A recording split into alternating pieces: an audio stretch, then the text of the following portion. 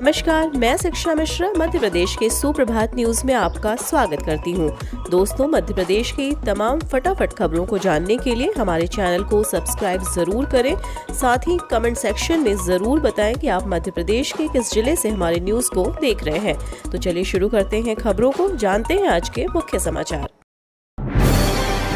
CM Shivraj की बड़ी घोषणा, मध्य प्रदेश की धरती पर अब नाम हिंदी में लिखा जाएगा।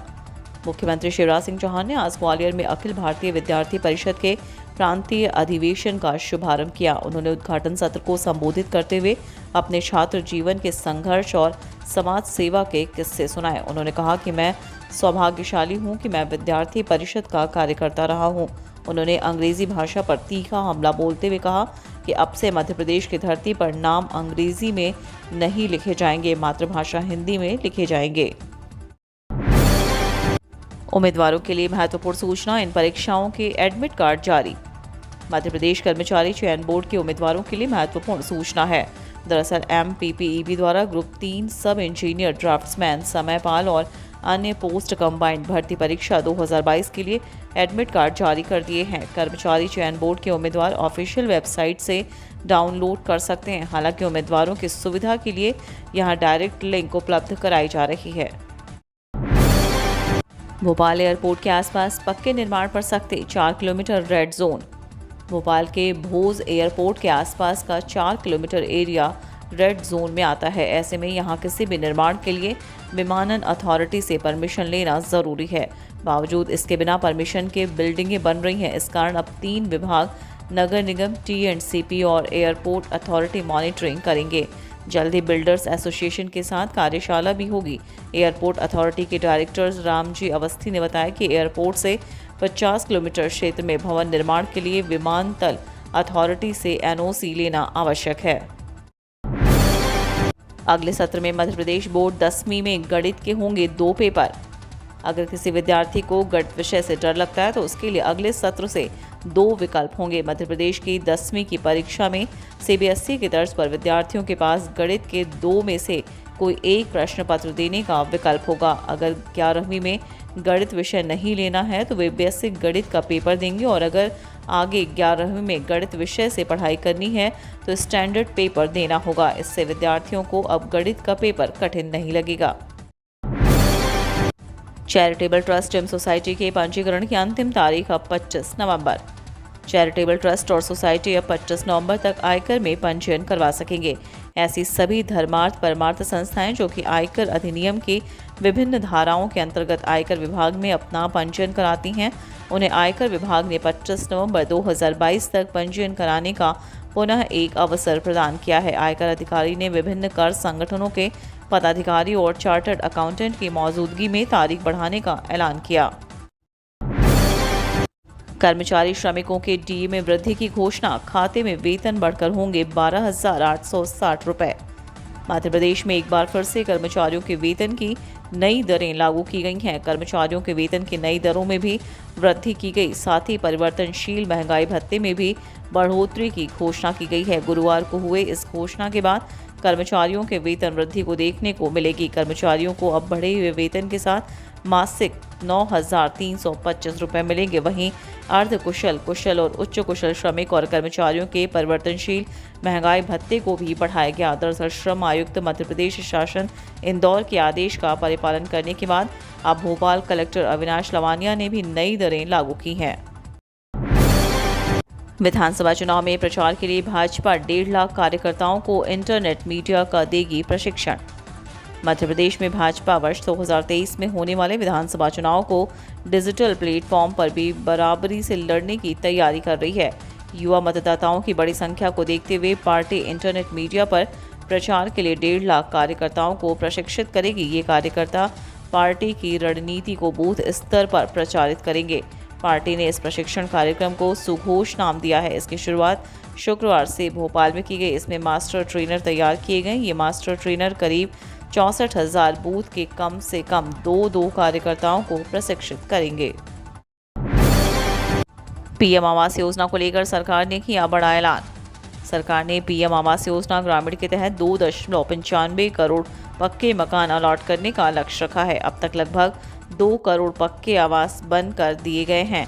लेकिन अब भी कई ऐसे परिवार बाकी हैं जिनको ध्यान में रखते हुए प्रधानमंत्री आवास योजना ग्रामीण को 2024 तक जारी रखने को मंजूरी दी गई। इसमें लाखों ग्रामीणों को बड़ा फायदा होगा।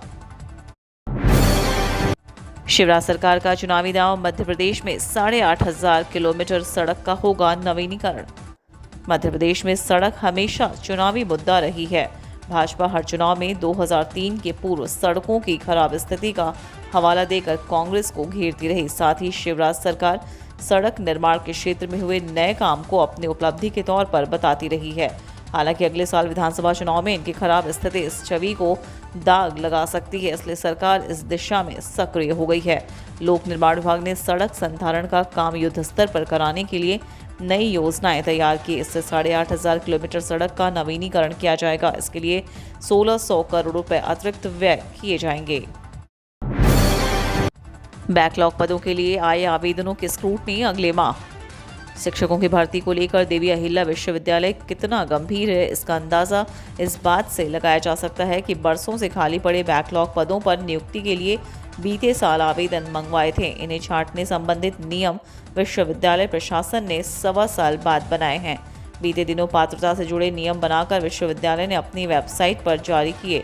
अब इन आवेदनों की स्क्रूटनी की प्रक्रिया अगले महीने रखी है। अधिकारियों के मुताबिक विश्वविद्यालय ने कमेटी बना दी है। आवेदनों की स्क्रूटनी होते ही उम्मीदवारों को साक्षात्कार के लिए बुलाया जाएगा। एमपी में बेरोजगारों के लिए बड़ी सौगात, चयनित अभ्यर्थी 2024 तक रहेंगे पात्र। मध्य प्रदेश में चुनाव से पहले शिक्षक पात्रता परीक्षा 2018 में चयनित अभ्यर्थियों को बड़ी राहत मिली है। जनजातीय कार्य विभाग के चयनित अभ्यर्थियों की पात्रता वैधता अवधि बढ़ाकर 5 साल कर दी गई है। इससे पहले जनजातीय कार्य विभाग ने पात्रता अवधि 2 साल थी। अब चयनित अभ्यर्थी 5 साल यानी साल 2024 तक के लिए पात्र रहेंगे। इस संदर्भ में जनजातीय कार्य विभाग ने नोटिफिकेशन जारी कर दिया है। नई शिक्षा नीति पर प्रश्न मंच, निबंध और पोस्टर स्पर्धा 14 नवंबर से। राष्ट्रीय शिक्षा नीति का प्रचार प्रसार किया जाना है। इसके लिए उच्च शिक्षा विभाग ने कॉलेजों को दिशा निर्देश दिए हैं। नई शिक्षा नीति को ध्यान में रखकर विभिन्न प्रतियोगिताएं आयोजित करनी है। इसमें प्रश्न मंच, निबंध, पोस्टर और भाषण प्रतियोगिता शामिल है। कॉलेज, जिला, संभाग और राज्य स्तरीय प्रतियोगिता आयोजित होंगी। 14 से 25 नवंबर के बीच इनका आयोजन करना है। हेलमेट की अनिवार्यता के नियम का हर हाल में परिपालन सुनिश्चित कराएं। मध्य प्रदेश हाईकोर्ट ने राज्य शासन को निर्देश दिया है कि 2 पहिया वाहन चालकों के लिए हेलमेट की अनिवार्यता के लिए बने नियम का हर हाल में परिपालन सुनिश्चित कराया जाए। इसी के साथ साथ मुख्य न्यायाधीश रवि मलिमठ व न्यायमूर्ति विशाल मिश्रा के युगल पीठ ने मामले की अगली सुनवाई दिसंबर के पहले सप्ताह में निर्धारित कर दी है। जनहित याचिकाकर्ता ग्वालियर निवासी विधि छात्रा ऐश्वर्या शांडिल्य की ओर से अधिवक्ता अवधेश सिंह तोमर ने पक्ष रखा और उन्होंने दलील दी कि मोटर व्हीकल एक्ट व रूल्स में निर्धारित प्राविधान के अंतर्गत 2 पहिया वाहन चालकों के लिए हेलमेट पहनना अनिवार्य है। कृषि यंत्रों की खरीद पर भी दी जाएगी 50% तक की सब्सिडी। मंत्रिपरिषद ने नरवाई जलाने की प्रथा को हतोत्साहित करने, कृषि यंत्रीकरण को बढ़ाने और भूमि में नमी का संरक्षण करने के लिए फसल अवशेष प्रबंधन योजना को संचालित करने का निर्णय लिया है। योजना में उपयोगी शक्ति चालित कृषि यंत्रों को चिन्हित कर कृषकों द्वारा इन्हें क्रय करने पर अनुदान उपलब्ध कराया जाएगा। लघु, सीमांत, महिला, एससी और एसटी कृषकों को 50% एवं अन्य कृषकों को 40% अनुदान दिया जाएगा। योजना का क्रियान्वयन कृषि अभियांत्रिकी संचालनालय करेगा। अगले 10 से 15 वर्षों में दुनिया की तीसरी सबसे बड़ी अर्थव्यवस्था बन जाएगा भारत। वित्त मंत्री निर्मला सीतारमण ने कहा कि अगले 10 से 15 वर्षों में भारत दुनिया की तीसरी सबसे बड़ी अर्थव्यवस्था बन जाएगा। इससे पहले दिन में सीतारमण ने अमेरिकी ट्रेजरी सचिव जेनेट येलेन से मुलाकात की, जो भारत की 1 दिवसीय यात्रा पर हैं। वित्त मंत्री ने कहा कि भारत एक विश्वसनीय भागीदार के रूप में अमेरिका के साथ अपने संबंधों को बहुत महत्व देता है। वित्त मंत्री निर्मला सीतारमण ने शुक्रवार को कहा कि भारत और अमेरिका द्विपक्षीय संबंधों को और भी मजबूत करेंगे।